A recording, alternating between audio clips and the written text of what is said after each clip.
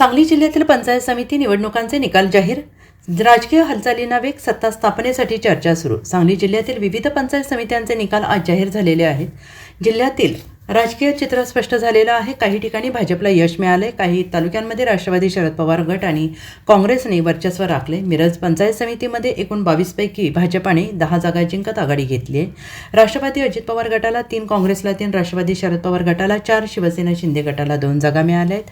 ठाकरे गटाला मात्र खाते उघडता आलेलं नाही. वाळवा पंचायत समितीत राष्ट्रवादी शरद पवार गटाने 14 जागा जिंकत निर्विवाद वर्चस्व सिद्ध केलं आहे. भाजप आणि शिवसेना शिंदे गटाला प्रत्येकी 4 जागा मिळालेल्या असून इतर पक्षांना धक्का बसलेला आहे. जत पंचायत समितीत भाजपाने 12 जागा जिंकत स्पष्ट बहुमत मिळवलेलं आहे.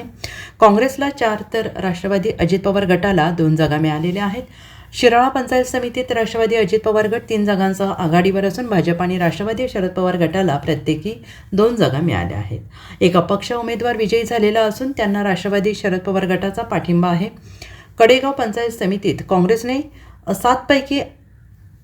8 पैकी 7 जागा जिंकत एकतर्फी विजय मिळवलेला आहे. भाजपाला केवळ 1च जागा मिळालेली आहे.